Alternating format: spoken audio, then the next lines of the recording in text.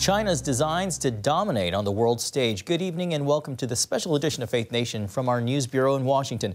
I'm John Jessup. Well, for the past 20 years, a strategic threat has been growing in our own backyard. While the United States was focused on other parts of the world, China has been burrowing its way into South America, becoming a leading trade partner on the continent. And with more socialist leaders coming into power, the region is drifting in an anti-American direction.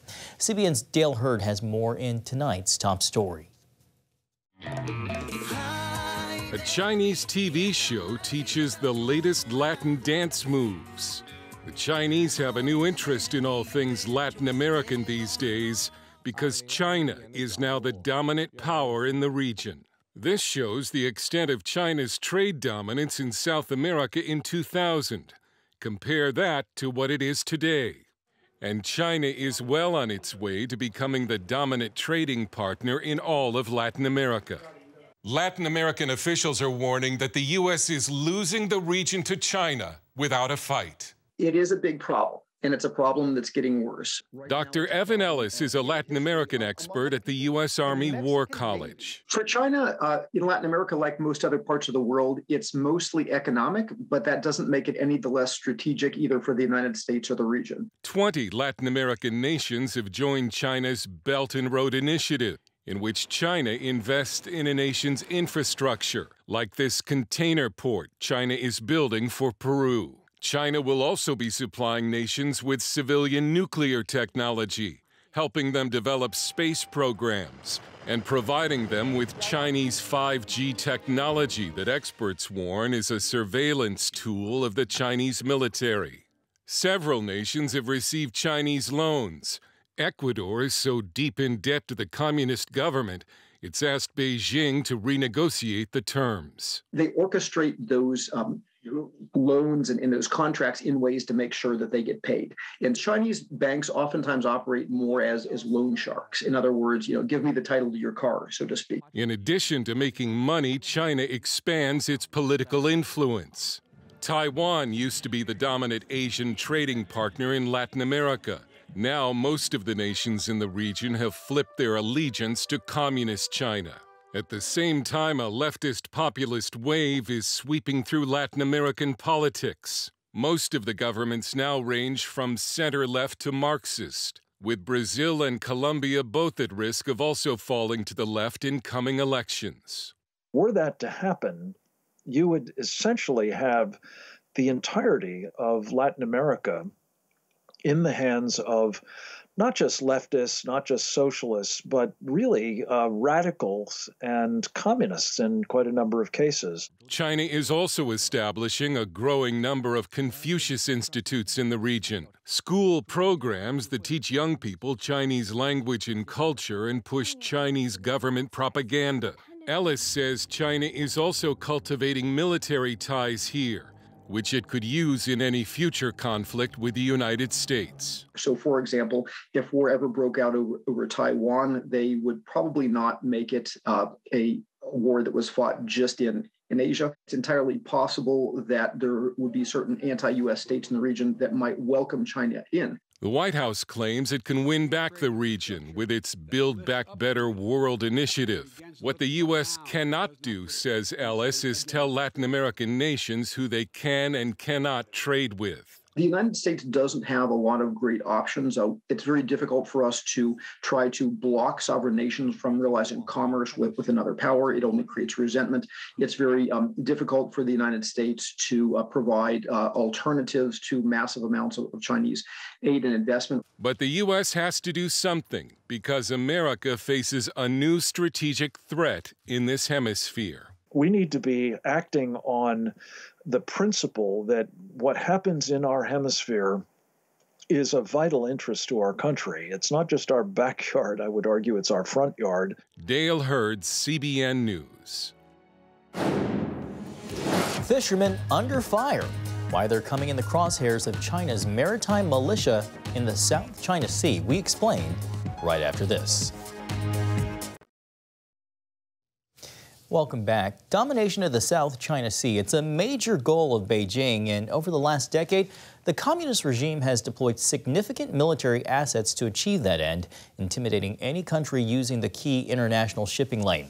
Now, fishermen whose livelihoods depend on the waterway are caught in the crosshairs. CBN's George Thomas brings us the first-hand story of their struggles from Manila.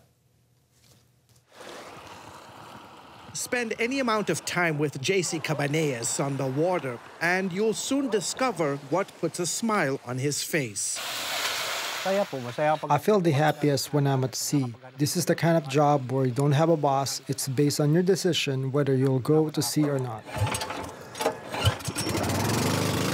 3 generations of Cabanillas' family have fished these waters here off the Philippine coast.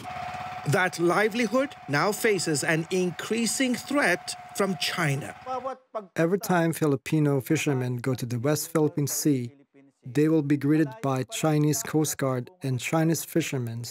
No matter how far they are, they will be reminded that you have entered Chinese territory, so you have to leave. Fernando Haicap runs the nation's largest fishing federation, some 80,000 members. He says that China's claim to South China Sea, including the West Philippine Sea, puts fishermen like Cabanillas on the front lines of a possible military confrontation with Beijing. Before the occupation of the Chinese government in the West Philippine Sea and larger South China Sea, area used to be a fishing ground for all fishermen from different countries: Malaysians, Indonesians, Vietnamese, Taiwanese, and Chinese. During that time, there were no stories of fights or rivalry between the fishermen. But now, the Chinese presence is so destructive. The Philippine government warned world leaders at the recent Munich Security Conference that China's harassment of Filipino fishermen and the country's Coast Guard is now a daily occurrence. It's clear to us what China wants. They want to occupy the West Philippine Sea and the whole South China Sea. A Chinese Coast Guard ship hit a Philippine Coast Guard vessel last month with a military-grade laser, temporarily blinding some of the crew aboard the Philippine vessel.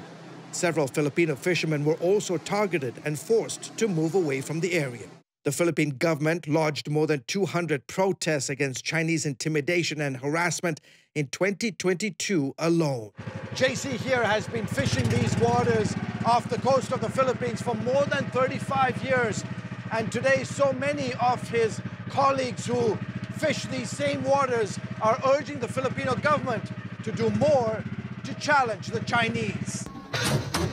To avoid direct military confrontation and still maintain a high level of intimidation, the Chinese government has deployed a maritime militia, mostly made up of commercial Chinese fishermen, to prowl these waters. They are trained by the PLA Navy, and their wages are funded by the PLA Navy. Retired Navy Captain Carl Schuster, a former director of operations at the U.S. Pacific Command's Joint Intelligence Center, says the militia has hundreds of commercial boats and thousands of crew members at their disposal. The advantage of using the maritime militia is ostensibly they are commercial craft. If you check the ownership papers, they go back to a commercial entity somewhere, and that gives the Chinese government plausible deniability.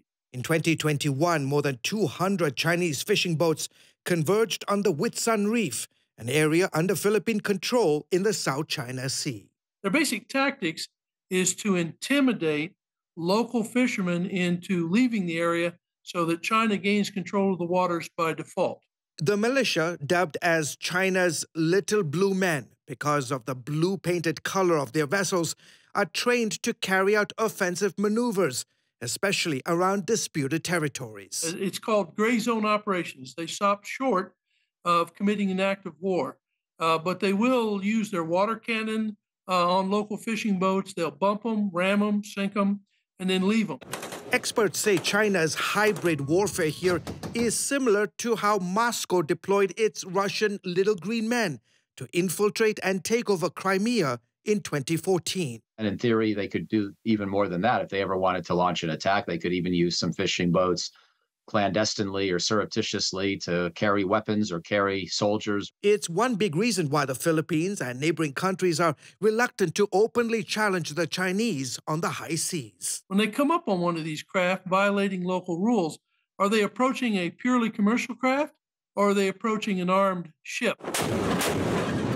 Nations, particularly in Southeast Asia, where China is much more powerful than they are, they're very wary of interfering with any Chinese commercial fishing activity for fear of what they might actually be encountering. Back on his boat, J.C. Cabanillas is thrilled that the United States and the Philippines are strengthening their military ties. Both countries are set to resume joint patrols of the South China Sea.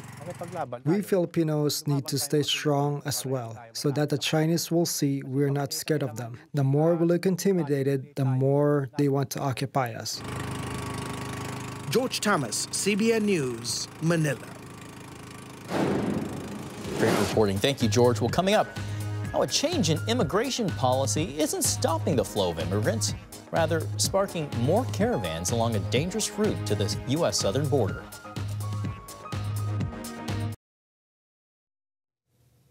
Nearly 250,000 men, women, and children from 150 countries traveled through a deadly region known as the Darien Gap in Panama last year. That figure highlights a massive spike of migrants heading to America from around the world. You'd think American officials would try to shut down the dangerous route, but as Chuck Holton reports, they're making changes that will bring even more people from places like China. Not long after sunup, on the steamy Panamanian side of the Darien Gap, dugout canoes make their way downriver to a tiny Indian village. The dugouts aren't carrying locals, however. They're packed with migrants from all over the world whose destination is the U.S. southern border. Recent policy changes by the Biden administration allow 120,000 migrants per month to skip this challenging trek by pre-registering using a new mobile app. Even so, Homeland Security Secretary Alejandro Mayorkas maintains the goal is not to stop migrants from entering the U.S. What we're trying to do is, and more broadly, incentivize a safe and orderly way and cut out the smuggling organizations. And I've seen the criticism of it as a ban, but it is not a ban at all. Since the new policy only covers Cuba, Haiti, Nicaragua, and Venezuela, migrants from other countries now fill these routes. The migrants that are coming into Puerto Limon here are the lucky ones. They're the ones that had a little more money and were able to take the shorter route through the jungle that only took 3 or 4 days instead of 6 days or more. These tend to be more from places outside the Western Hemisphere, places like China, Afghanistan, India, places like that. We're going to go down and talk to some right now. Many Chinese people said they decided to come now because of their country's harsh zero-COVID policy. Somalia? Mauritania. Mauritania. Wow. Yeah, Somalia? Wow. Among those arriving at Puerto Limon this day included 2 American journalists, Ben Berquam and Oscar Ramirez. They'd just followed the migrant trail all the way from Colombia, walking 3.5 days through the jungle. As we're heading out, we see the same group stuck here, waiting to figure out what to do. Ask them what happened to their guide. ¿Qué les pasó con el guía? It was way harder than what I thought that it was going to be. On the first day, it was really hard. We got a little bit lost right there in the second day, so we had a bad track that was double the effort. And on the third day, we were exhausted. A lot of the people were dehydrated. We saw a lot of migrants dehydrated, so it was really bad. He's not exaggerating. Yet Colombian smugglers are using videos like these to advertise in China, making the trek seem like a fun and easy hike in the woods. Chinese pay smugglers up to $20,000 per person, although the true cost is measured in misery. It is completely destroying the environment. It is risking their lives. It is risking child's lives. It's human torture, what they're doing, and they're abusing people. That is the most shocking thing for me, that they put a human being through that, and they're promoting that. It's really false advertisement, what they're doing. Second Lieutenant Vicente Guerra and his team of Senafront Border Police regularly recover bodies of those who die of heat stroke or drown during river crossings. The dangers these migrants face are enormous because they have no experience surviving in the jungle. Others bring children through this. It's a whole different level of risk they are taking. We carry everything we need in case we have to spend the night in the jungle. These people have nothing. On this trip, the Centerfront team accompanied Ben and Oscar on their journey, making careful notes and keeping an eye out for the bandits known to prey on migrants. After experiencing it for themselves, the journalists had a clear message. People should look for another routes for people to migrate, or a safe way or a safe pathway for people to go through another place if they want to migrate. But the Darien, no. Don't come. Don't put your kids through this. Don't put yourself through this. Don't be raped. Don't be robbed. Don't be murdered by the cartels. From Panama, I'm Chuck Holton for CBN News.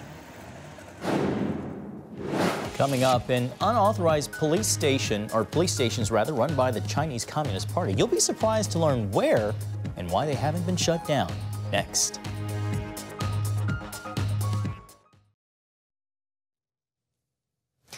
A network of Chinese agents is at work right here in America. Their mission? To hunt down, intimidate, and in some cases, kill pro-democracy dissidents. In cities across the United States and around the world, Chinese agents operate out of so-called police stations where the familiar call to serve and protect is not their chief aim. Here again, Dale Hurd. Above this noodle shop in New York's Chinatown, agents of the Chinese Communist government operated an overseas police station for years. There are more than 100 of them worldwide.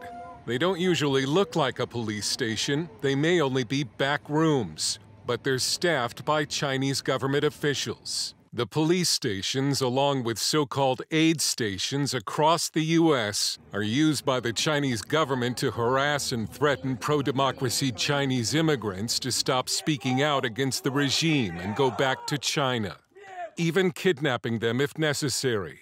One of their targets is Li Jianji, a pro-democracy activist who was tortured repeatedly in Chinese psychiatric hospitals before he was able to flee to the U.S., where the persecution has continued. Xi, who does not speak English, told us Chinese government hitmen in the Los Angeles area have tried to kill him 3 times, twice with a car and once by stabbing him in the neck, calling him a traitor as they fled the scene. Chinese government agents and supporters regularly film and disrupt pro-democracy demonstrations in American cities. They warn activists they're being reported to Beijing and that their family back home will be arrested. The world has known about these police stations for many months now. A key question for the U.S. government is why almost nothing has been done about it. A recent New York Times report made it look like the FBI is on the case, highlighting a raid on that Chinese police station in New York's Chinatown. But that raid happened last fall, and the FBI didn't shut it down, it only gathered evidence. When we asked the FBI if it's closed any of the Chinese police stations across the U.S. or brought charges against anyone, it declined comment, saying that FBI Director Christopher Wray's testimony to the Senate Homeland Security Committee last year would serve as the agency's statement on the matter. We are aware of the existence of these stations. I had to be careful about discussing our specific investigative work, but suffice to say, I can tell you from an FBI director perspective, I'm deeply concerned about this, and I'm not going to just let it lie. Laura Harth, with the Spanish group that uncovered the extent of these overseas police stations, says it's been a struggle to get governments to do anything about it. I don't think most of them knew about the police stations, obviously. That's clear from their response. Obviously, we had a response in the US, we had some response in Australia, some in Canada, where the Royal Canadian Mounted Police head came out saying, oh yes, we know that this is an issue, we will act on it. Yet nothing happened. Chinese democracy activist Jingyu Wang is a U.S. resident now living under police protection in the Netherlands, where Chinese agents have repeatedly harassed and threatened him. He was in prison for 2 months in Dubai at the request of Chinese authorities and has had to fight off a knife attack in the Netherlands. How can I help you? Why you call me? This is a phone call he recorded from the Chinese embassy in Norway, saying he's been reported to police as having a bomb. The Chinese government has imprisoned his parents to force him to return to China. They asked me go to Rotterdam, Chinese overseas police station for surrender, and they asked me go back to China. They asked me thinking about my parents from 2022 February to 2022, I think, April.